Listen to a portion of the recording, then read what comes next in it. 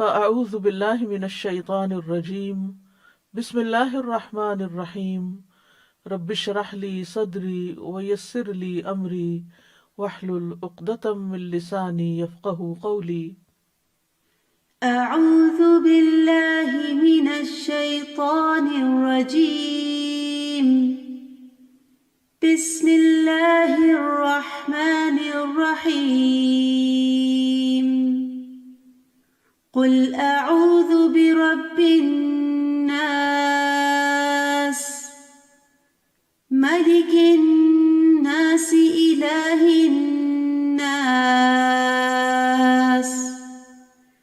من شر الوسواس الخناس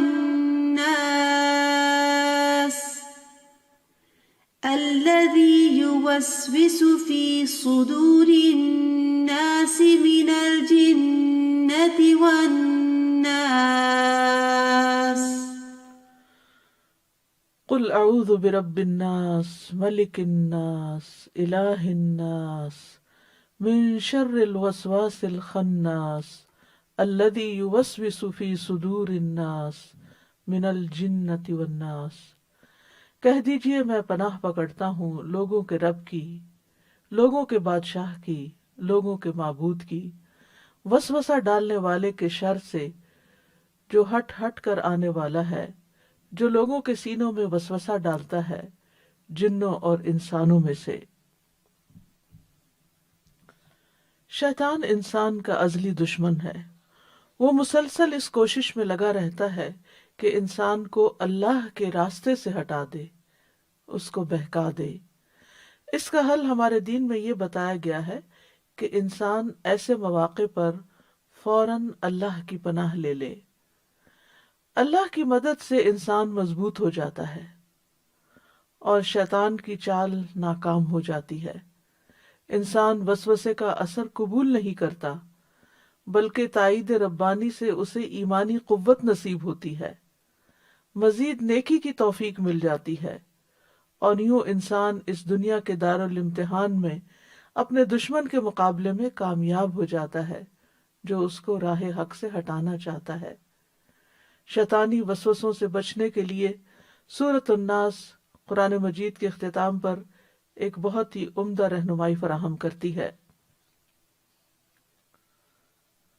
تو یہ سورت مشتمل ہے انسانوں کے رب، انسانوں کے مالک، انسانوں کے الہ کی پناہ لینے پر، شیطان کے شر سے جو کہ اصل بنیاد اور سبب ہے ہر طرح کے شر کا، وہ جس کا فتنہ اور شر یہ ہے کہ وہ لوگوں کے سینوں میں وسوسے ڈالتا ہے اور شر یا برائی کو خوبصورت بنا کر دکھاتا ہے، اسے خوبصورت شکل میں پیش کرتا ہے، ان کے برائی کے ارتکاب کے ارادے کو ابھارتا ہے، یعنی ان کے اندر یہ ان کو موٹیویٹ کرتا ہے کہ وہ غلط کام کر لیں، ان کے لیے خیر کو کبھی ہی بناتا ہے تو وہ خیر سے پیچھے ہٹ جاتے ہیں، اور ان کو وہ چیز دکھاتا ہے جو اصل میں ہوتی نہیں، اور وہ ہمیشہ اسی طرح وسوسے ڈالتا رہتا ہے۔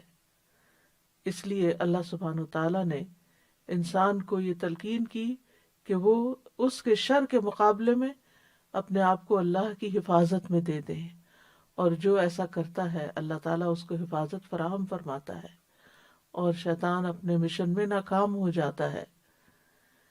سورۃ الناس ایک بے مثل سورت ہے۔ رسول اللہ صلی اللہ علیہ وسلم نے فرمایا، کیا تم نہیں دیکھتے کہ آج کی رات ایسی آیات اتری ہیں کہ ان کی مثل کبھی دیکھی نہیں گئی، اور وہ قل اعوذ برب الفلق اور قل اعوذ برب الناس ہے، جن کو معوذتین بھی کہا جاتا ہے، اور یہ سب سے افضل تعوذ ہے، یعنی وہ کلمات جن کے ذریعے اللہ تعالیٰ کی پناہ لی جاتی ہے۔ ابن عابس جوہنی رضی اللہ عنہ سے مروی ہے، انہوں نے بتایا کہ رسول اللہ صلی اللہ علیہ وسلم نے انہیں فرمایا، اے ابن عابس، کیا میں تمہیں تعوذ کے سب سے افضل کلمات کے بارے میں نہ بتاؤں جن سے تعوذ کرنے والے تعوذ کرتے ہیں؟ میں نے عرض کیا، یا رسول اللہ کیوں نہیں؟ تو رسول اللہ صلی اللہ علیہ وسلم نے فرمایا، وہ یہ 2 صورتیں ہیں، قل اعوذ برب الفلق، قل اعوذ برب الناس۔ عقبہ بن عامر کہتے ہیں کہ رسول اللہ صلی اللہ علیہ وسلم نے مجھے حکم دیا تھا کہ میں ہر نماز کے بعد معوذات کو پڑھا کروں۔ اسی طرح صبح و شام 3 بار ان صورتوں کو پڑھنے سے ہر چیز سے کفایت ہو جاتی ہے، یعنی ہر شر کے مقابلے میں یہ صورتیں کافی ہو جاتی ہیں۔ تو قل اعوذ برب الناس کا مطلب کیا ہے؟ قل آپ کہہ دیجئے اے رسول صلی اللہ علیہ وسلم، اعوذ میں پناہ لیتا ہوں، پناہ مانگتا ہوں، برب الناس لوگوں کے رب سے، یعنی اس سے حفاظت مانگتا ہوں کیونکہ وہ اکیلا ہی تمام وسوسوں کو، شر کو دور کرنے پر قادر ہے۔ خطاب نبی صلی اللہ علیہ وسلم سے ہے لیکن مخاطب پوری امت ہے۔ اور پھر استعاذہ کا لفظ کا معنی ہوتا ہے پناہ لینا، حفاظت چاہنا، اور رب جو ہے اللہ تعالیٰ کے اسماء حسنہ میں سے ہے، ایک نام ہے۔ اس کا لغت میں مطلب ہوتا ہے تربیت کرنے والا آقا، جو تخلیق میں، بادشاہت میں، نظام چلانے میں اکیلا ہو، خالق، مالک، مدبر۔ رب الناس وہ ہے جو لوگوں کا مربی ہے، ان کے معاملات کی اصلاح کرنے والا ہوتا ہے، کیونکہ رب وہ ہوتا ہے جو دوسرے کے کام کی تدبیر کو قائم کرے، اس کی حالت کی اصلاح کرے۔ اور رب الناس کہنے کی وجہ کیا ہے کہ اگرچہ وہ لوگوں کا رب ہے، وہ تمام مخلوق کا رب بھی ہے، لیکن لوگوں کا رب کہنے کی 2 وجوہات ہیں۔ ایک تو یہ کہ لوگ قابل تعظیم ہیں، تو ان کا ذکر کر کے بتا دیا کہ اگرچہ وہ عظیم ہے لیکن وہ ان کا بھی رب ہے، یعنی اللہ رب العزت۔ اور دوسری وجہ یہ کہ اللہ نے لوگوں کو شر سے پناہ حاصل کرنے کا، یعنی اللہ تعالیٰ نے لوگوں کو شر سے پناہ حاصل کرنے کا حکم دیا ہے، تو اللہ نے ان کا ذکر کر کے بتا دیا کہ اللہ ہی ہے جو ان کو شر سے پناہ دے سکتا ہے۔ اور الناس میں جن و انس دونوں ہی شامل ہیں، کیونکہ جنوں میں رجال بھی ہوتے ہیں، جیسے کہ سورۃ الجن میں آتا ہے وَأَنَّهُ كَانَ رِجَالٌ مِّنَ الْإِنسِ وَيَعُوذُونَ بِرِجَالٍ مِّنَ الْجِنِّ، کہ بلا شبہ بات یہ ہے کہ انسانوں میں سے کچھ لوگ جنوں میں سے بعض لوگوں کی پناہ پکڑتے ہیں۔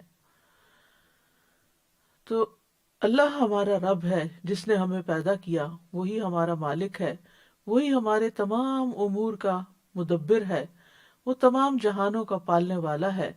وہ ان کی نہ صرف یہ کہ ان کو رزق دیتا ہے بلکہ ان کی تربیت بھی کرتا ہے، جس چیز میں ان کی خیر اور بھلائی ہوتی ہے اس طرف ان کی رہنمائی بھی کرتا ہے۔ اور یہ خاص تربیت ہے جو اللہ تعالیٰ اپنے اولیاء کی کرتا ہے، یعنی رزق تو سب کو دیتا ہے، پیدا تو سب کو کیا ہے، لیکن رہنمائی اور خیر کی طرف رشد و ہدایت اپنے خاص بندوں کو عطا کرتا ہے۔ اور یہ بھی انسان کی اسی طرح ضرورت ہے جس طرح انسان کے لیے کھانا پینا ایک ضرورت ہے۔ ابراہیم علیہ السلام نے رب کی تعریف یوں کی تھی الذی خلقنی فہو یہدینی، کہ وہ جس نے مجھے پیدا کیا پھر وہ مجھے راستہ بھی دکھاتا ہے۔ والذی هو یطعمنی ویسقینی، وہی ہے جو مجھے کھلاتا ہے اور پلاتا ہے۔ واذا مرضت فہو یشفینی، اور جب میں بیمار ہوتا ہوں تو وہی مجھے شفا بھی دیتا ہے۔ والذی یمیتنی ثم یحیینی، وہی ہے جو مجھے موت دے گا پھر مجھے زندہ کرے گا۔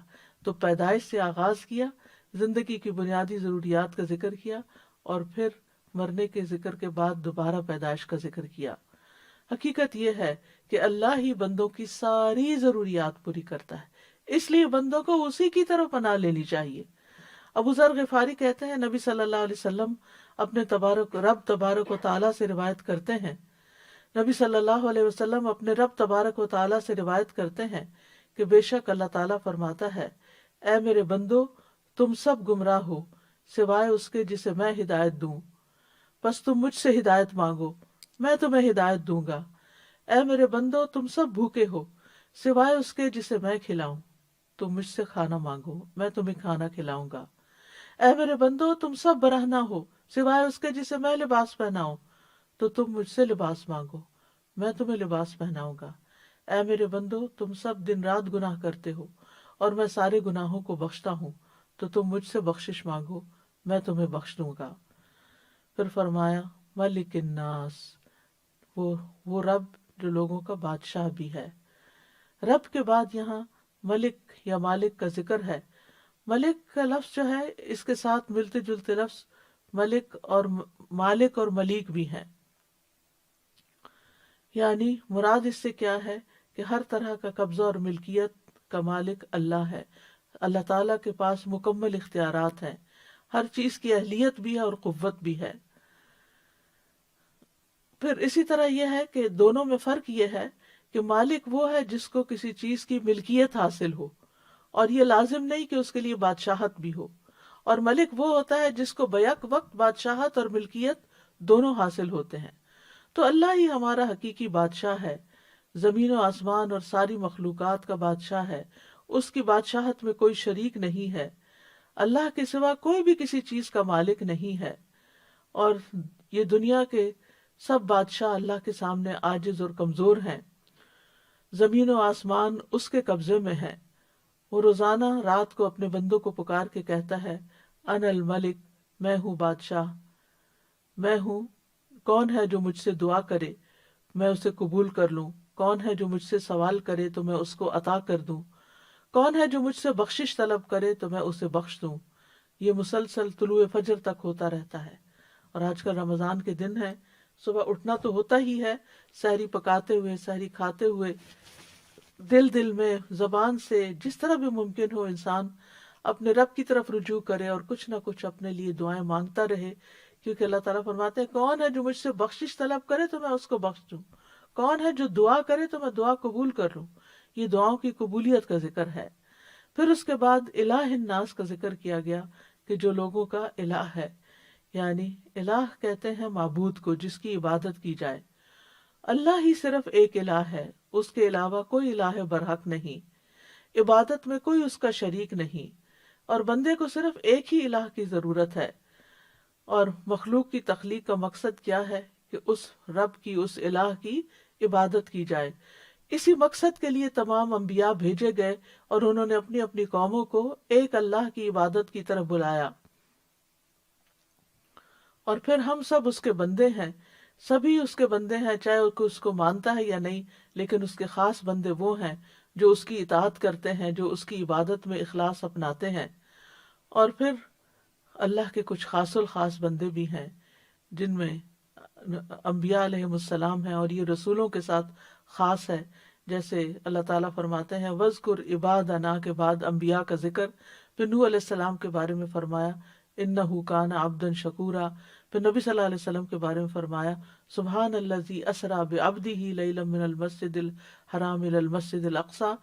تو ایک ہے عام مخلوق، ایک ہے خاص مخلوق، اور ایک ہے خاص الخاص، اور وہ انبیاء اور رسل. تو اللہ سبحانہ تعالیٰ ان سب کا رب ہے. یعنی اللہ سبحانہ تعالیٰ رب بھی ہے اور خالق بھی ہے، مالک بھی ہے، الہ بھی ہے. اور ان ساری صفات کے ساتھ اللہ کی پناہ لی گئی کس چیز سے؟ شیطان مردود کے وسوسوں سے. من شر الوسواس الخناس. یعنی اللہ تعالیٰ کی ربوبیت، الوہیت اور اللہ تعالیٰ کی ملکیت، ان صفات کے ساتھ اللہ کی پناہ لی گئی، اللہ کی مدد حاصل کی گئی. اور کس سے؟ وسوسوں کے خطرے سے. من شر الوسواس اور الخناس جو بار بار پلٹ کر آتا ہے. وسوسہ کا لفظی مطلب ہوتا ہے یعنی دھیمی آواز سے بات کرنا، یا نفس کی بات جو ہوتی ہے. اسی سے زیورات کے چھنکنے سے جو آواز پیدا ہوتی ہے اس کو بھی وسواس کہا جاتا ہے. لغت میں وسوسہ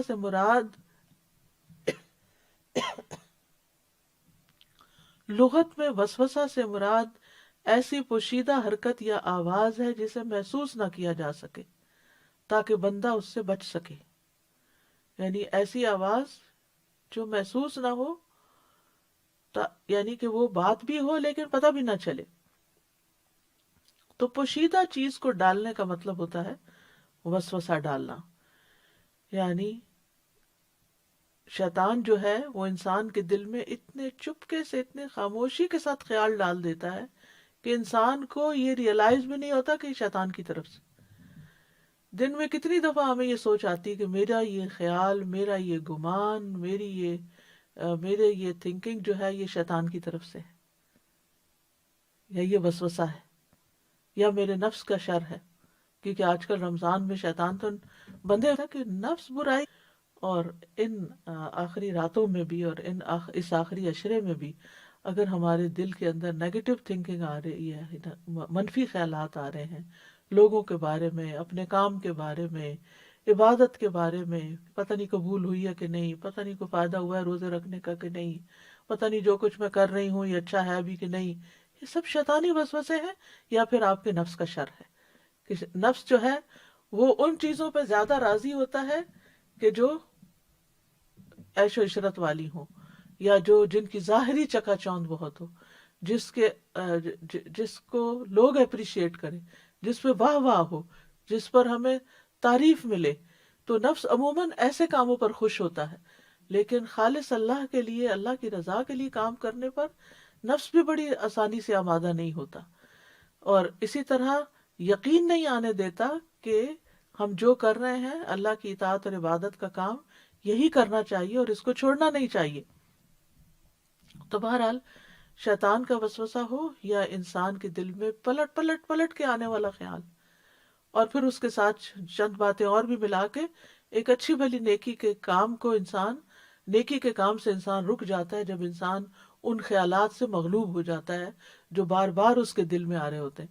تو یاد رکھیے کہ کوئی بھی ایسی چیز جو بار بار آپ کے دل کو پریشان کرے، سمجھے کہ یہ شیطان کا شر ہے، یہ میرے نفس کا شر ہے، فوراً اللہ کی پناہ لینی چاہیے، یہی صورت پڑھ لینی چاہیے. اور خناس کا مطلب ہوتا ہے بہت زیادہ پیچھے ہٹ جانے والا، یعنی یہ خنا سے یخنس کا مطلب ہے جب وہ پیچھے ہٹ جائے، یعنی وہ شیطان جو انسان کے ساتھ ہے، جس کو موکل بھی کہا جاتا ہے، یہ انسان کے لیے خواہشات کو مزین کرتا ہے، اور پھر جب انسان اللہ کا ذکر کرتا ہے تو پیچھے ہٹ جاتا ہے، لیکن پیچھے نہیں ہٹتا، پھر دوبارہ پلٹ کے آتا ہے.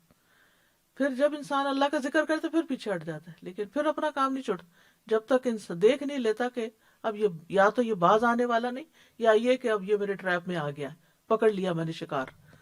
تو اس لیے ہمیں ہر وقت چوکنا رہنے کی ضرورت ہے کہ جو باتیں ہم سوچ رہے ہیں کیا واقعی ان کی کوئی حقیقت بھی ہے یا نہیں ہے. اور الذی یوسوس فی صدور الناس، اور یہ وسوسے ہوتے کہاں ہیں؟ انسان کے سینے میں، جو دل کی طرف داخل ہونے کی جگہ ہے. تو سینے میں سے ہو کر آنے والے خیالات ہی دراصل دل پر وارد ہوتے ہیں، پہلے سینے پہ جمع ہوتے ہیں اور پھر دل میں داخل ہو جاتے ہیں. یعنی پہلے ایک لیئر ہوتی ہے، پھر اس کے بعد اگلی طرف اپنا یعنی رستہ بناتے ہیں. اگر تو انسان اللہ کی پناہ لیتا ہے اور اس خیال کو جھٹک دیتا ہے اور اپنا محاسبہ خود کر لیتا ہے کہ میں جو سوچ رہا ہوں اس سے میرے دین کو فائدہ ہے یا میری آخرت کو فائدہ ہے، یا مجھے اس سے بہت ثواب ملنے والا ہے، یا یہ کہ میں ایک بہانہ ڈھونڈ رہا ہوں نیکی کے ایک کام سے باہر نکلنے کا. تو اس طرح انسان اپنے آپ کو جب سیلف انالیسس کر لیتا ہے تو پھر اللہ حول ولا قوت الا باللہ پڑھتا ہے، یا اللہ کا اعوذ باللہ من الشیطان الرجیم پڑھتا ہے، یا تو اعوذ باللہ من الشیطان الرجیم من حمزہ ونفخہ ونفثہ، یا کوئی بھی ایسی دعا پڑھ لیتا ہے، یا ربی اعوذ بک من ہمزات الشیاطین اعوذ بک ربی ان یحضرون. یعنی جو بھی انسان پڑھتا ہے تو پھر انسان اس چکر سے باہر نکل آتا ہے اور شیطان دل میں نہیں جا کے جما سکتا. اور شیطان کے جو وسوسے ہیں ان کے بارے میں مقاتل کہتے ہیں کہ شیطان خنزیر کی شکل میں ہوتا ہے، وہ ابن آدم کی شریانوں میں اس طرح دوڑتا ہے جیسا کہ خون دوڑتا ہے. اللہ نے اس کو اس کام پر غلبہ دے دیا ہے، یعنی ایسا کر لیتا ہے وہ، اور اس کے وسوسے سے مراد وہ دھیمی آواز کے ساتھ اپنی اطاعت کی طرف دعوت دیتا ہے. وہ آواز ظاہر میں سنائی دیے بغیر دل تک پہنچتی ہے، یعنی وہ آواز کی آواز نہیں ہوتی، وہ وسوسہ جو ہے وہ ایسی آواز ہے جس کی ساؤنڈ نہیں ہوتی، لیکن وہ آہستہ آہستہ دھیرے دھیرے دھیرے دل پر جا کے اٹیک کرتا ہے. اور یاد رکھیے ہمارا سارا جسم جو ہے وہ دل کے تابع ہے، جب کوئی چیز دل کو جا پکڑتی ہے تو وہ سب جگہ پھیل جاتی ہے، اور دل سے ہی خون پمپ ہوتا ہے، اور شیطان خون کی طرح دوڑ رہا ہوتا ہے تو وہ پھر ہمارے سارے اعضاء کو، حتیٰ کہ سوچنے سمجھنے کی صلاحیت کو بھی معطل کر کے رکھ دیتا ہے. اور ذکر سے غفلت کی حالت میں خاص طور پر شیطان وسوسے ڈالتا ہے. قتادہ کہتے ہیں انسان کے سینے میں شیطان کی اسی طرح تھوتنی ہوتی ہے جس طرح کتے کی تھوتنی ہوتی ہے. تو جب ابن آدم اللہ کے ذکر سے غافل ہو جاتا ہے تو وہ اس میں وسوسہ ڈالتا ہے، اور جب بندہ اپنے رب کا ذکر کرتا ہے تو پیچھے ہٹ جاتا ہے. تو شیطان کے وسوسوں کی کچھ اقسام ہیں، مثلا انسان کے ایمان کو خراب کرنا، عقائد میں شک پیدا کرنا، پھر جب دیکھتا ہے کہ نہیں عقیدہ تو نہیں اس کا بگڑ رہا تو پھر نافرمانی کا حکم دیتا ہے، جب اس پہ قدرت حاصل نہیں ہوتی تو نیکی سے روک لیتا ہے. یعنی ایک ہے گناہ کا حکم دینا، اور ایک اسے پتا ہے اس نے غلط کام نہیں کرنا ہے، اس بندے نے بڑا مخلص ایماندار بندہ ہے، لیکن یہ جو نیکیوں کے بھاگ بھاگ کے کام کر رہا ہے بڑے شوق ذوق سے، اس سے اس کو روک لو. اور پھر جب اس پہ قدرت حاصل نہیں ہوتی تو عبادت کر چکتا ہے انسان تو اس میں ریاکاری داخل کر لیتا ہے کہ اس طرح ضائع کرا دے. اور اگر انسان ریاکاری سے بھی بچ جائے تو دل میں خود پسندی ڈال دیتا ہے، اعجاب بالنفس ڈال دیتا ہے، اور اس کے عمل کو بڑھا کر دکھاتا ہے کہ تم نے تو اس رمضان میں بہت محنت کر لی، بہت کام کر لیے. اسی میں سے ہے کہ وہ دل میں حسد، کینے اور غصے کی آگ کو دہکاتا ہے. یعنی یہ بھی شیطان کا شر ہوتا ہے کہ انسان کے اندر حسد پیدا کرتا ہے، کینہ، یعنی کوئی دل میں بات آ گئی کسی کے خلاف جانے ہی نہیں دیتا، پلٹ پلٹ کے وہی سوچواتا ہے، اور غصے کی آگ کو دہکاتا ہے، یہاں تک کہ انسان کو برے اعمال اور کبھی حالات کی طرف کھینچ کے لے جاتا ہے. تو اس کے شر سے بچنا آسان نہیں ہے سوائے اللہ کی مدد کے. تو اسی طرح یہ ہے کہ 2 رکعتیں پڑھی ہیں یا 4 پڑھی ہیں اس میں شک ڈال دیتا ہے. ابن تیمیہ کہتے ہیں کتاب الایمان میں کہ مومن کبھی شیطان کے ایسے. ابن عباس کہتے ہیں کہ آدمی نبی صلی اللہ علیہ وسلم کی خدمت میں آنے کی بجائے کوئلہ ہو جانا اسے زیادہ پسند ہے. تو رسول الذی رد کیدہ الی الوسوسہ، اور یہی جملہ اگر انسان پڑھے وسوسہ آتے وقت تو بھی وسوسہ دور ہوتا ہے. یعنی اس وسوسے کا پیدا ہونا اور انسان کے دل میں اس کی کراہیت ہونا، اس کا اس وسوسے کو دل سے دور ہٹانا، یہی خالص ایمان کی علامت ہے. جیسا کہ ایک مجاہد کی مثال ہے، اس کے پاس دشمن حملہ کرنے کے لیے آ جائے تو وہ دفاع کرتا ہے، اس کو دور ہٹاتا ہے یہاں تک کہ اس پر غالب آ جاتا ہے، اور یہ بہت بڑا جہاد ہوتا ہے. یہاں تک کہ ابن تیمیہ کہتے ہیں یہی وجہ ہے کہ طلبہ علم اور اللہ کے خاص بندوں کو، یعنی طلبہ علم جو ہے، طالب علم جو ہیں اور اللہ کے خاص بندوں کو ایسے وسوسے اور شبہات لاحق ہوتے ہیں جو دوسروں کو نہیں آتے، کیونکہ دوسرے اللہ کی شریعت اور اس کے منہج پہ نہیں چل رہے ہوتے، بلکہ وہ اپنی خواہشات پر ہی جھکے ہوئے ہوتے ہیں اور اپنے رب کے ذکر سے غافل ہوتے ہیں، اور یہی شیطان کا مقصد ہے. ان کے برعکس وہ لوگ جو علم اور عبادت کی صورت میں اپنے رب کی طرف متوجہ ہوتے ہیں، شیطان انہی لوگوں کا دشمن ہے. یہ ان کو اللہ سے روکنا چاہتا ہے، خیر کے کام سے روکنا چاہتا ہے. اسی طرح آپ دیکھیں کہ مل جل کے کام کرنے میں کتنی برکت ہے، لیکن جو لوگ دین کا کام مل جل کر کر رہے ہوتے ہیں ان پر اور طرح کے وسوسے لا کے ڈالتا ہے کہ تمہاری تو کوئی قدر ہی نہیں، تمہاری کوئی قیمت ہی نہیں، تمہاری کوئی ویلیو ہی نہیں، تمہیں تو کوئی پوچھتا نہیں، تمہاری تو کوئی یعنی تو تمہاری کوئی شان و شوکت ہی نہیں، لوگ تمہاری عزت ہی نہیں کرتے، کوئی تمہاری بات نہیں سنتا، تو تمہیں کیا فائدہ، تم خود اپنا کچھ کر لو. اور اسی طرح کے وسوسوں میں آ کے بہت سے لوگ اجتماعیت سے نکل جاتے ہیں، جس کے نتیجے میں نہ وہ اکیلے کچھ بہت بڑی پرفارمنس اختیار یعنی کرتے ہیں، یعنی ہوتی ہے ان سے، اور نہ ہی پھر دین کو کوئی فائدہ ہوتا ہے. پھر اسی طرح یہ ہے کہ وسوسوں کی پہچان یہ ہے کہ انسان، یعنی پہچان اس طرح ہوتی ہے کہ انسان جس چیز کو بڑے ذوق و شوق اور ایمان کے جذبے کے ساتھ کر رہا ہوتا ہے وہ جذبہ ٹھنڈا پڑنے لگتا ہے، وہ ایمان کمزور ہونے لگتا ہے. پھر یہ ہے کہ وسوسوں کا آنا جو ہے یہ شیطان کا مکر و فریب ہے. جو وسوسوں کو قبول کر لیتا ہے اس کا ایمان کمزور ہوتا ہے. وسوسوں کا آنا ایمان کی کمزوری نہیں، وہ تو مومن ہر ایک کے دل میں کچھ نہ کچھ ڈالے گا، لیکن اس کو قبول کر لینا، اسے ایکسیپٹ کر لینا، اس کو فیکٹ سمجھ لینا، یعنی ان خیالات کو ایک حقیقت بنا لینا، یہ ایمان کی کمزوری کی دلیل ہے. تو جو شخص وسوسوں کے پیچھے نہ پڑے اور اپنے رب پر بھروسہ کر لے اس کا ایمان مضبوط ہے، اور اگر ایسا کر لیتا ہے تو مزید پہلے سے بھی زیادہ مضبوط ہو جاتا ہے. اور جو وسوسے کی پیروی کر لے تو اس کا ایمان کمزور ہے اور پھر وہ اس کو اور نیچے دھکیلتا ہے. لیکن یاد رکھیے کہ شیطان کے وسوسوں میں بذات خود کوئی طاقت نہیں ہے، یہ انسان ہی اس کو قبول کر کے طاقت دیتا ہے یا ریجیکٹ کر کے ان کو کمزور کر دیتا ہے. ان کید الشیطان کان ضعیفا. اب یہ آپ کے اوپر ہے کہ آپ اسے ایکسیپٹ کر لیتے ہیں یا ریجیکٹ کر دیتے ہیں. پھر یہاں پر فرمایا من الجنت والناس، کہ یہ وسوسے جن بھی ڈالتے ہیں اور انسان بھی ڈالتے ہیں، یعنی شیطان کی طرح انسانوں کا بھی انسانوں کے اندر وسوسے ڈالنے کا عمل ہوتا رہتا ہے۔ اور رمضان میں اگر شیطان قید ہے تو بعض اوقات انسانوں کو اپنے نفس کے علاوہ دوسرے ایسے انسانوں سے بھی واسطہ پڑتا ہے جو اس کے اندر وسوسے ڈالتے ہیں، اور وہ بہت مخلص ہو کر آتے ہیں۔ قرآن مجید میں ان کو شیاطین الانس والجن کہا گیا ہے، انسانوں کے شیطان اور جنوں کے شیطان۔ تو وسوسہ ڈالنے والے دو طرح کے شیطان ہیں، من الجنت والناس، جو سینوں میں وسوسے ڈالتے ہیں، اور جن کا وسوسہ جو ہوتا ہے نا جنوں کا، وہ پوشیدہ ہوتا ہے۔ انسانوں کا وسوسہ جو ہے وہ اعلانیہ ہوتا ہے، کھلم کھلا ہوتا ہے۔ قرآن مجید میں آتا ہے وَكَذَلِكَ جَعَلْنَا لِكُلِّ نَبِيٍّ عَدُوًّا شَيَاطِينَ الْإِنسِ وَالْجِنِّ، اور اسی طرح ہم نے ہر نبی کے لیے انسانوں اور جنوں کے شیطانوں کو دشمن بنا دیا، یعنی انسانوں اور جنوں کے شیطانوں کو دشمن بنا دیا۔ کس کا؟ انبیاء کا۔ تو اسی طرح نیک لوگوں کے بھی یہ دشمن بن جاتے ہیں۔ قتادہ کہتے ہیں کہ جنات میں سے بھی شیاطین ہیں اور انسانوں میں سے بھی شیاطین ہیں، تو ہم جنوں اور انسانوں کے شیاطین سے اللہ کی پناہ طلب کرتے ہیں۔ پھر جنات کی تخلیق جو ہے، یعنی انسانوں اور فرشتوں کے علاوہ ایک تیسری مخلوق جن بھی ہیں، اور ان کی تخلیق جو ہے وہ آگ سے ہوئی ہے۔ وَالْخَلَقَ الْجَانَّ مِن مَارِجٍ مِّن نَار، اور جن کو آگ کے شعلے سے پیدا کیا۔ اور جنات کی تخلیق کا مقصد بھی اللہ کی عبادت کرنا ہے۔ اور جن کی وجہ تسمیہ کیا ہے، جن کو جن کیوں کہا جاتا ہے؟ کیونکہ وہ انسانوں کی نظروں سے اوجھل ہوتے ہیں، انسان ان کو دیکھ نہیں پاتے۔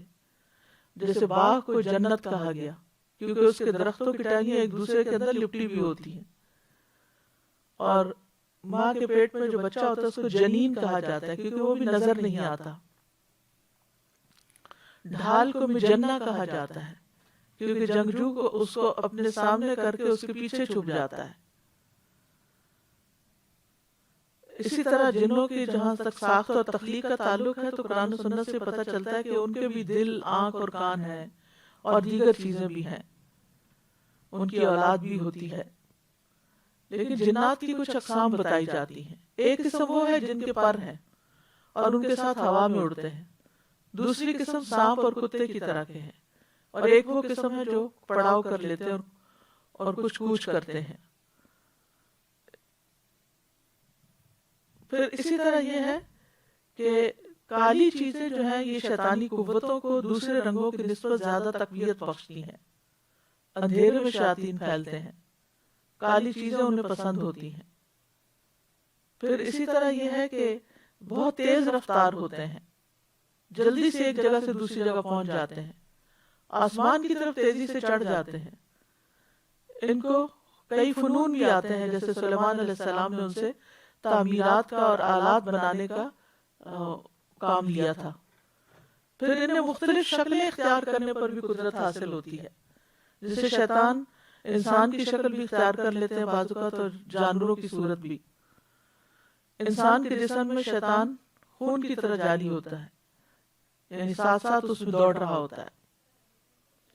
پھر جنات کے کچھ کمزور پہلو بھی ہیں، اور وہ کیا ہیں کہ شیطان کی چال کمزور ہے۔ پھر نیک بندوں پر شیطان کا تسلط نہیں۔ مضبوط ایمان والے بندوں سے شیطان ڈرتا بھی ہے، جیسے عمر رضی اللہ عنہ تھے۔ سلیمان علیہ السلام کے لیے جنات مطیع کر دیے گئے تھے۔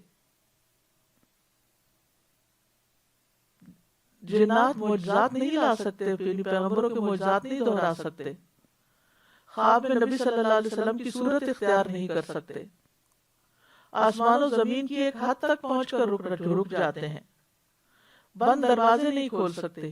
یہ چند ان کے علامات، یعنی ان کی کمزوریاں ہیں کہ وہ یہ کرنے پہ قادر نہیں۔ یہ معلوم ہونی چاہیے تاکہ انسان بلا وجہ کے وسوسوں اور خوف میں مبتلا نہ ہو۔ جنوں میں نیک بھی ہوتے ہیں اور جنوں میں بد بھی ہوتے ہیں، جیسا کہ سورۃ الجن سے ہمیں پتہ چلتا ہے۔ شیطان انسانی شکل میں بھی آتے ہیں، جیسے حضرت ابو ہریرہ والی حدیث سے پتہ چلتا ہے کہ جب وہ صدقہ فطر پر نگران بنائے گئے تھے اور شیطان وہاں سے چوری کر رہا تھا. تو بہرحال حضرت ابو ہریرہ نے کہا کہ میں تمہیں نبی صلی اللہ علیہ وسلم کے پاس لے جاؤں گا. 3 دن تک وہ ایسے ہی کہتے رہے. تو تیسرے دن وہ بہت منت کرنے لگا اور کہا کہ میں تمہیں ایک ایسی بات بتاتا ہوں کہ جس سے تمہیں فائدہ ہوگا تو تم مجھے چھوڑ دو. حضرت ابو ہریرہ علم کے بہت حریص تھے، لہٰذا انہوں نے یہ بات سن لی اور اس کو چھوڑ دیا. اور اس نے کیا بتائی بات کہ جب بستر پر لیٹو تو آیت الکرسی شروع سے آخر تک پڑھ لیا کرو. اس نے مجھ سے بھی کہا کہ اللہ کی طرف سے تم پر ایک نگران مقرر رہے گا، یعنی یہ بات بھی کہی، اور صبح تک شیطان تمہارے قریب بھی نہیں آ سکے گا. تو حضرت ابو ہریرہ نے یہ بات نبی صلی اللہ علیہ وسلم کو بتائی تو آپ نے فرمایا اگرچہ وہ جھوٹا تھا لیکن تم سے یہ بات سچ کہہ گیا. اے ابو ہریرہ کیا تم جانتے ہو تم 3 راتوں سے کس سے باتیں کر رہے تھے؟ انہوں نے کہا نہیں. آپ نے فرمایا وہ شیطان تھا.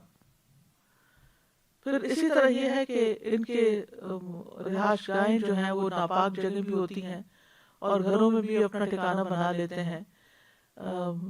کچھ دھوپ اور کچھ سائے میں آپ نے بیٹھنے سے منع کیا اور فرمایا یہ شیطان کی نشست ہوتی ہے. جنات کے پھیلنے کا وقت سورج کے غروب ہوتے ہی چھوڑ دیے جاتے ہیں یہاں تک کہ شام کا اندھیرا ختم ہو جائے. اسی طرح آپ نے فرمایا کہ اپنے بچوں کو روک لیا کرو یہاں تک کہ رات کا اندھیرا یا سرخی ختم ہو جائے. یہ وہ گھڑی ہے جس وقت شیاطین اڑتے پھرتے ہیں، ان کے پر بھی ہوتے ہیں نا، یعنی مراد یہ کہ ان کو اڑنا بھی آتا ہے، اسی لیے آسمانوں کی طرف جاتے ہیں. پھر اسی طرح جنات شریعت کے مکلف بھی ہیں اور آخرت میں ان سے حساب بھی لیا جائے گا. شیطان کے حملوں کو جاننے سے پہلے یہ جاننا ضروری ہے کہ شیطان کی چال کمزور ہے. اس کی چال محض وسوسے تک ہے. مخلص بندوں پر اس کا زور نہیں چلتا. مضبوط مومن شیطان پہ بہت بھاری ہوتا ہے. مومن اپنے شیطان کو تھکا دیتا ہے. بعض نیک لوگوں سے شیطان بھاگ نکلتا ہے، کہیں راستے میں مل جائے تو دوسرا راستہ اختیار کر لیتا ہے، جیسے حضرت عمر تھے. اللہ کے نام کے آگے شیطان کمزور ہو جاتا ہے. نبی صلی اللہ علیہ وسلم نے فرمایا دروازوں کو بند کر لیا کرو اور اللہ کو یاد کرو. شیطان ایسے بند دروازوں کو نہیں کھولتا جس پر اللہ کا نام لیا گیا ہو. پھر اسی طرح اس کا زور جو ہے وہ مشرکین اور کفار پہ چلتا ہے. ہمیں شیطان کو اپنا دشمن سمجھنا چاہیے، کیونکہ قیامت کے دن وہ ہم سے بے وفائی کرے گا اور کہے گا کہ میں نے تو ان کو نہیں بہکایا، یہ تو خود ہی، میں نے تو بس دعوت دی تھی اور یہ میرے کہنے پر میری طرف آ گئے. یہ سورۃ ابراہیم آیت نمبر 22 میں آتا ہے. اور شیطان کہے گا جب سارے کام کا فیصلہ کر دیا جائے گا کہ بے شک اللہ نے تم سے وعدہ کیا سچا وعدہ، اور میں نے تم سے وعدہ کیا تو میں نے تم سے خلاف ورزی کی، اور میرا تم پر کوئی غلبہ نہ تھا سوائے اس کے کہ میں نے تمہیں بلایا اور تم نے میرا کہنا مان لیا. اب مجھے ملامت نہ کرو، اپنے آپ کو ملامت کرو. نہ میں تمہاری فریاد کو پہنچنے والا ہوں، نہ تم میری فریاد کو پہنچنے والے ہو. بے شک میں اس کا انکار کرتا ہوں جو تم نے مجھے اس سے پہلے شریک بنا لیا. یقیناً جو لوگ ظالم ہیں انہی کے لیے دردناک عذاب ہے. یاد رکھیے شیطان ہمارا ازلی دشمن ہے. آدم علیہ السلام کے وقت سے اس نے دشمنی کی ابتدا کر دی تھی. اس کا پہلا وسوسہ اور وار حضرت آدم اور حوا پر ہوا جب اس نے ان کو وسوسوں کے ذریعے پھسلا دیا اور کہا کہ میں تمہیں ایسے جنت کے دائمی درخت کا پتہ بتاتا ہوں جس سے تمہاری بادشاہت کبھی پرانی نہ ہوگی اور تم ہمیشہ اس کی زندگی حاصل کر لو گے. قسمیں کھا کر اپنی بات کا یقین دلایا اور دھوکے سے ان کو پھسلا دیا. اور پھر آدم علیہ السلام کو بار بار وسوسے ڈالتا رہا. یعنی شیطان جو ہے وہ اپنے مشن سے جلدی ہارتا نہیں. ہم تو چھوٹی سی بات، ذرا سی مخالفت کوئی کر دے، ذرا سا کوئی ہمیں پرے دھکیل دے تو ہم اس سے بھی کہیں زیادہ دور چلے جانا چاہتے ہیں. اور لیکن شیطان جو ہے وہ اپنی بات سے باز نہیں آتا. وہ ایک جو تہیہ کر لیتا ہے پھر یعنی کروا کے چھوڑتا ہے، الا یہ کہ اس کو اللہ کے کلمات کی مار پڑے. اولاد آدم سے اس کی کھلی دشمنی ہے. قرآن مجید میں آتا ہے ان الشیطان للانسان عدو مبین، بے شک شیطان انسان کا کھلا دشمن ہے. شیطان نے کثیر مخلوق کو گمراہ کر لیا ہے. اور شیطان کا ایک ہی وقت، ایک ہی ہدف ہے، ایک ہی ٹارگٹ ہے، اور وہ بندوں کو گمراہ کرنا، بس اس کی زندگی کا ایک ہی کام ہے۔ یحییٰ بن معاذ کہتے ہیں اے ابن آدم شیطان سے بچ جا، کیونکہ وہ تو قدیم ہے، تم نئے ہو، وہ بڑا ایکسپرٹ ہے، وہ فارغ ہے اور تم مصروف ہو، اس کا ایک ہی کام ہے اور تمہارے بے شمار کام ہے، اس کا صرف ایک مقصد ہے کہ وہ تمہیں تباہ کر دے، اور تمہارے کئی مقاصد ہیں۔ شیطان تمہیں دیکھتا ہے، تم اسے نہیں دیکھ سکتے، تم اسے بھول جاتے ہو، وہ نہیں بھولتا، تمہارا نفس اس کا مددگار ہے اور اس کے نفس کی طرف سے تمہارا کوئی مددگار نہیں ہے۔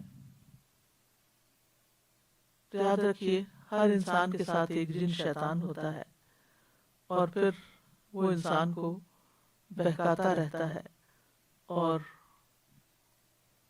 اس کے حملے اور چالیں جو ہیں وہ بہت زبردست ہوتی ہیں، لیکن بالآخر کمزور ہوتی ہیں، اور وہ اللہ کے ذکر سے ہوتی ہیں۔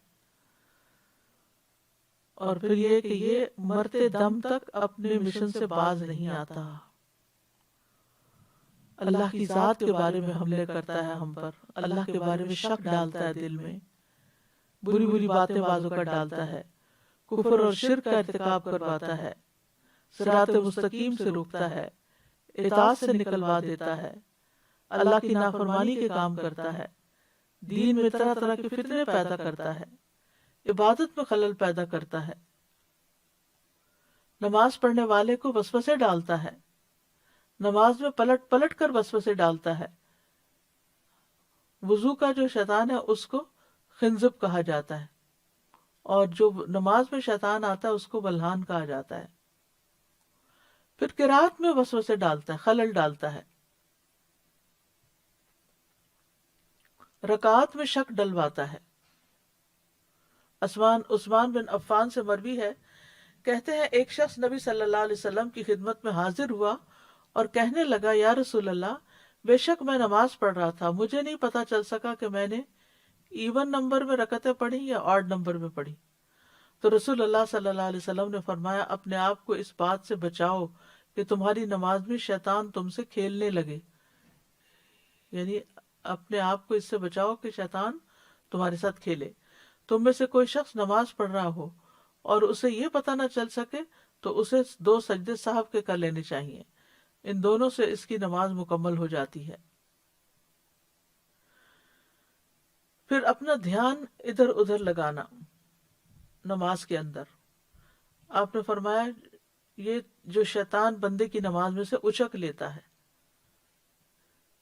پھر نماز میں جمائی آنا بھی شیطان کی طرف سے ہے، آپ نے فرمایا جب تم میں سے کسی کو جمائی آئے تو جہاں تک ہو سکے اس کو روکو، پھر نمازی کے آگے سے کسی کو گزروا دینا، یعنی ہر موقع کی مناسبت سے اس نے غلط کام جو انسان کے اعمال کو برباد کرنے والے ہیں ان کا وہ سوچ کے رکھتا ہے۔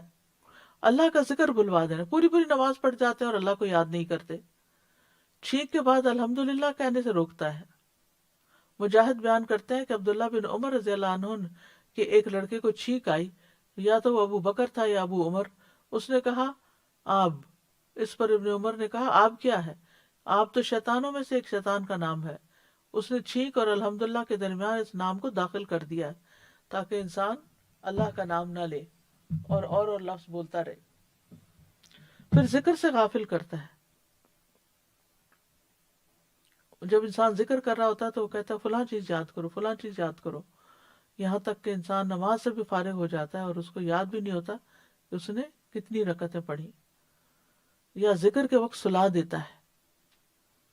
عبداللہ رضی اللہ عنہ کہتے ہیں کہ اللہ کو یاد کرو تو شیطان کی طرف سے نیند آ جائے گی، اگر چاہو تو تجربہ کر کے دیکھ لو، جب کوئی خوابگاہ میں لیٹے تو اللہ عز و جل کو یاد کرے، یعنی لیٹتے جو کچھ لوگ ایسے ہوتے ہیں نا جن کو رات کو دیر سے نیند آتی بستر پہ جانے کے بعد، تو وہ اللہ کا ذکر شروع کر دیں جلدی آ جائے گی۔ پھر اسی طرح وہ خیر کے کاموں میں رکاوٹیں ڈالتا ہے، خیر کے رستوں پر بیٹھ جاتا ہے،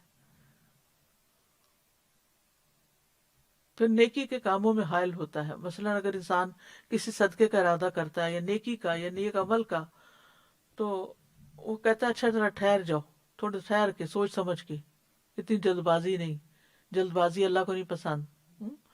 تو نتیجہ کیا ہوتا ہے کہ انسان اس کام میں انسان کے اس کام یا ارادے میں شیطان حائل ہو جاتا ہے اور وہ چیز اس سے رکوا دیتا ہے. پھر صدقے کے وقت فقر کا احساس دلاتا ہے کہ تم بھوکے پڑ جاؤ گے، تمہارا کیا بنے گا، تمہاری اولاد کا کیا ہوگا. پھر انسان کو اہم کام سے بے اہم کاموں میں لگاتا ہے، یعنی بے مقصد چیزوں میں لگاتا ہے. اب ہریرہ کہتے ہیں کہ نبی صلی اللہ علیہ وسلم نے ایک آدمی کو کبوتری کے پیچھے بھاگتے ہوئے دیکھا.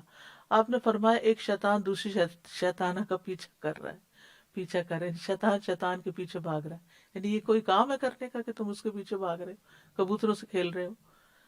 پھر برے کاموں کو مزین کرتا ہے، برائی اور بے حیائی کے کام کرواتا ہے، لباس میں بے حیائی کرواتا ہے، برے اعمال مزین کروا دیتا ہے، اپنی آواز سے بہکاتا ہے، لوگوں کو گانے بجانے میں لگاتا ہے، خواہش کے راستے سے آتا ہے. شیطان عورت کے ذریعے حملہ کرواتا ہے. سعید بن مسیب کہتے ہیں شیطان ابن آدم سے کبھی مایوس نہیں ہوتا اور کچھ نہ بن پڑے تو عورتوں کے حوالے سے اس کے پاس آتا ہے. عورت کو فتنہ بنا دیا، یعنی کہ عورت کا بھی ایک فتنہ ہے. تو آپ نے فرمایا کوئی مرد کسی عورت کے ساتھ تنہا نہیں ہوتا مگر اس کے ساتھ تیسرا شیطان ہوتا ہے. پھر اسی طرح ہر نظر میں، بری نظر میں شیطان کی ہرس ہوتی ہے. نبی صلی اللہ علیہ وسلم نے فرمایا گناہ دلوں پر غلبہ پاتے ہیں اور ہر نظر میں شیطان کے گمراہ کرنے کی ہرس ہوتی ہے کہ اس کے ذریعے اس کو اور غیر ضروری چیزوں میں ملوث کر دے. آپس کے تعلقات میں خرابیاں پیدا کرتا ہے، عداوت اور نزاع پیدا کرتا ہے، آپس میں لڑائیاں ڈلواتا ہے، انسانوں میں فتنے پیدا کرتا ہے، میاں بیوی کے درمیان جدائی ڈالتا ہے، شوہر کو بیوی پر غصہ دلاتا ہے، آپس میں لڑوا کر غصہ دلواتا ہے، بچوں کے درمیان حسد پیدا کرتا ہے جیسے اخوان یوسف، سرگوشیوں کے ذریعے بندوں کو غمگین کرتا ہے. شیطان کے کچھ اور بھی مکر و فریب ہیں، جس طرح اللہ کی نعمتوں پر مغرور کر دیتا ہے بندے کو کہ تم سب سے بہتر ہو، اور پھر بندوں پہ تکبر کرواتا ہے، اللہ کی ذات کی رضا کے علاوہ خواہشات کی پیروی سکھاتا ہے، روزمرہ کے معمولات میں اپنا حصہ ڈالتا ہے. آپ صلی اللہ علیہ وسلم نے فرمایا بے شک شیطان تم میں سے ہر ایک آدمی کے پاس اس کے کام کے وقت موجود رہتا ہے، یہاں تک کہ اس آدمی کے کھانا کھانے کے وقت بھی اس کے پاس ہوتا ہے. لہٰذا جب تم میں سے کسی کا لقمہ گر جائے تو اسے چاہیے کہ گندگی صاف کر کے پھر اسے کھا جائے اور اس لقمے کو شیطان کے لیے نہ چھوڑے، اور جب کھانا کھا کر فارغ ہو جائے تو اپنی انگلیاں چاٹ لے، کیونکہ وہ نہیں جانتا کہ برکت اس کے کھانے کے کس حصے میں ہے. پھر اسی طرح شیطان اگر بسم اللہ پڑھ کے گھر میں داخل نہ اور بسم اللہ پڑھ کے دروازہ بند نہ کرے اور بسم اللہ پڑھ کے کھانا نہ کھائے تو شیطان ہر چیز میں شریک ہو جاتا ہے. پھر اسی طرح بائیں ہاتھ سے لینا دینا، جمائی کے وقت شیطان ہنستا ہے، اللہ کی نافرمانی کی طرف جانے میں شیطان کا بہت بڑا ہاتھ ہوتا ہے، فضول خرچی کرواتا ہے. قرآن مجید میں آتا ہے وَآتِ ذَا الْقُرْبَى حَقَّهُ وَالْمِسْكِينَ وَلَا تُبَذِّرْ تَبْذِيرًا إِنَّ الْمُبَذِّرِينَ كَانُوا إِخْوَانَ الشَّيَاطِينَ، اور رشتہ دار کو اس کا حق دیا کرو. وَآتِ ذَا الْقُرْبَى حَقَّهُ، اور رشتہ دار کو اس کا حق دو، اور مسکین اور مسافر کو اس کا حق ادا کرو، اور فضول خرچی نہ کرو. فضول خرچی کرنے والے شیطانوں کے بھائی ہیں اور شیطان اپنے رب کا بہت ناشکرا ہے. تو شیطانی حملوں سے حفاظت کے لیے اگر کسی کو محسوس ہو کہ اس کے اوپر اس طرح کے حملے بہت ہو رہے ہیں جن کا ابھی ہم نے پیچھے ذکر کیا، تو اللہ کی پناہ ہی میں اصل پناہ ہے اور کوئی بھی پناہ نہیں دے سکتا.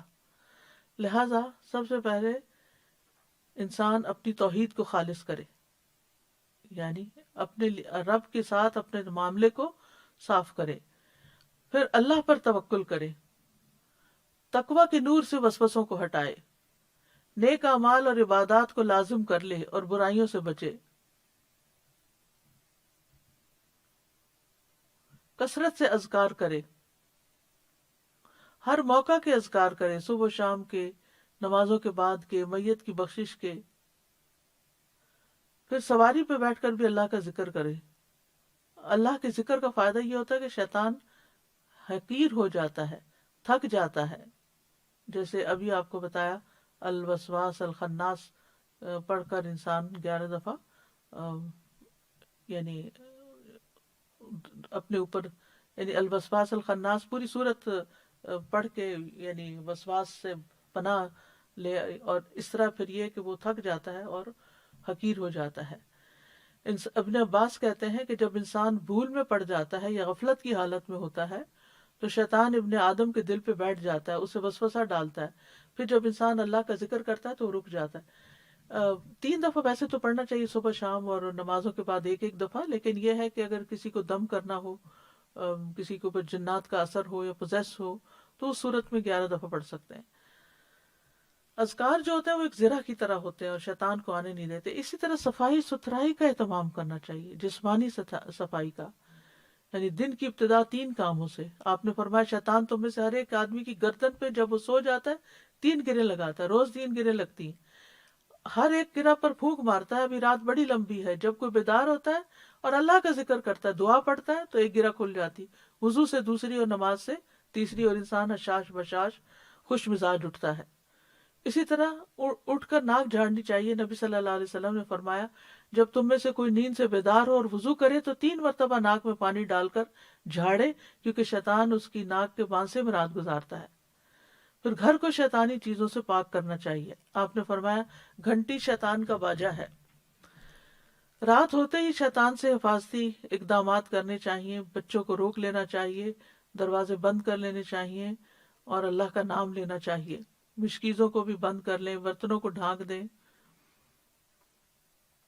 پھر شیطان سے بچنے کا ایک اور طریقہ قرآن سے مضبوط تعلق۔ قرآن کو تھامنا شیطان کی گمراہیوں سے بچانے کا ذریعہ ہے۔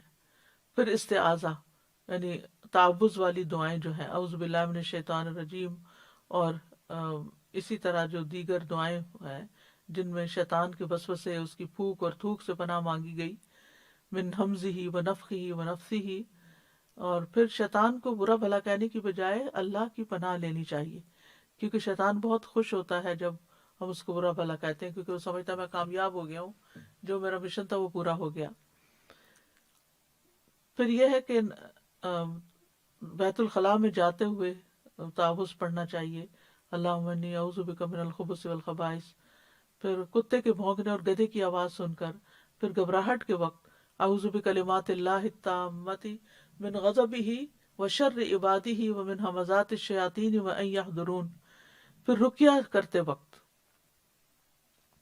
مسجد میں داخل ہوتے وقت، کسی منزل پہ اترتے وقت، برا خواب دیکھتے ہوئے، پھر عقائد پر اگر شیطانی وسوسے آ رہے ہوں، اللہ کے بارے میں شک ہو یا آخرت کے بارے میں، تو اس وقت، پھر صبح شام۔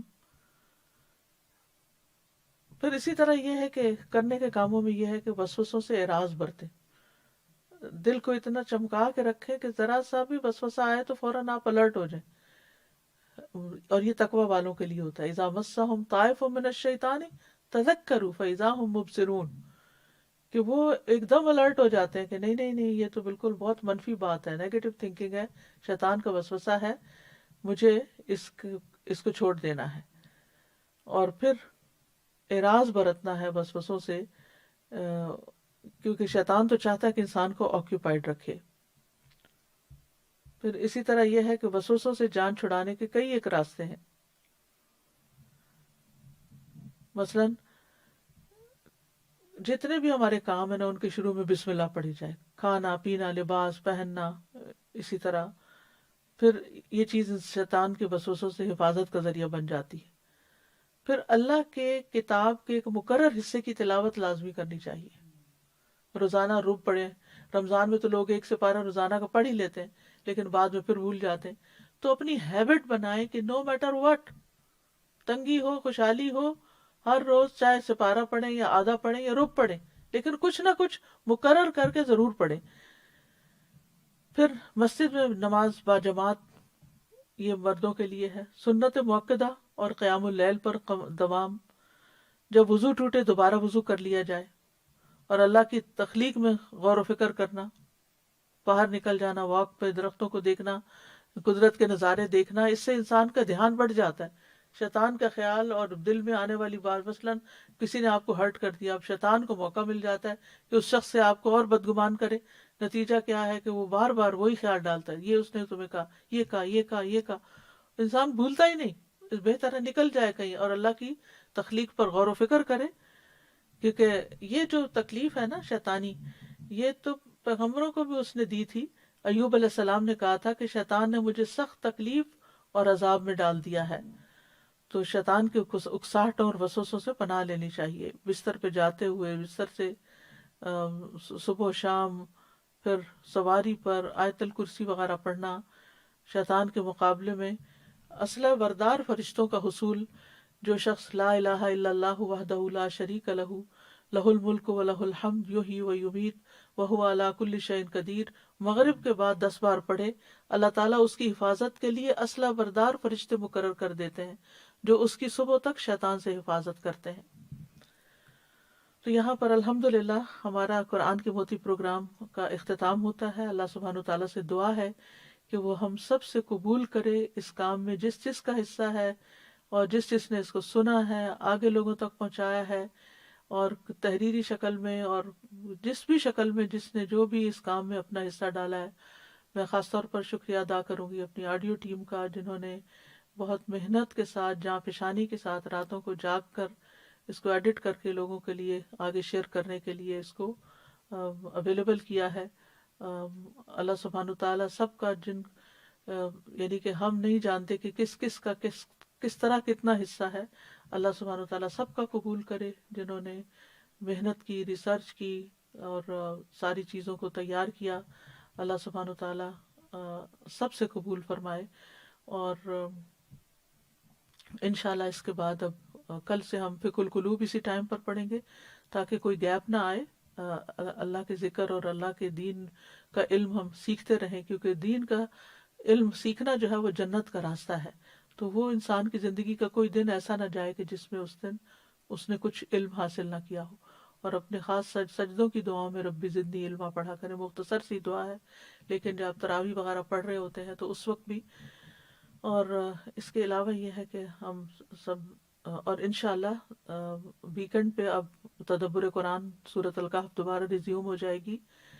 ویکنڈ کا ٹائم انشاءاللہ 12 بجے ہوگا، 12 سے 1:30 بجے تک، لیکن ویک ڈیز کا ٹائم یہی 2 بجے ہوگا۔ اور 2 جون سے انشاءاللہ ہم شروع کریں گے قیامت کی نشانیاں، کیونکہ اس موضوع پر بھی کافی غلط فہمیاں پائی جاتی ہیں۔ تو قرآن و سنت ہمیں کیا بتاتا ہے اور پھر ہمارے کرنے کے کام کیا ہیں وہ جاننا ضروری ہے۔ تو امید ہے کہ آپ سب ہمارے ساتھ رہیں گے ان پروگرامز میں۔ اللہ تعالیٰ سب کو استقامت عطا کرے، اور رمضان کے بعد ہم واقعی رمضان سے اس حال میں نکلیں کہ ہمارے اندر تقویٰ پیدا ہو چکا ہو، اور ہم پہلے سے پچھلے، یعنی رمضان شروع ہونے سے پہلے جس حال میں تھے اس سے بہتر اپنی زندگی کا آغاز کریں۔ جو بھی دن باقی رہ گئے ہیں، اللہ تعالیٰ ان میں ہمیں بہترین طریقے سے عبادت کی توفیق عطا فرمائے اور ہم سے راضی ہو جائے، اور ہم سب کی دعائیں قبول فرمائے۔ ربنا تقبل منا انک انت السمیع العلیم وتب علینا انک انت التواب الرحیم، وصلی اللہ تعالی علی خیر خلقہ محمد وعلی آلہ واصحابہ واہل بیتہ اجمعین برحمتک یا ارحم الراحمین۔ الہی آمین۔ رب ارحمہما کما رب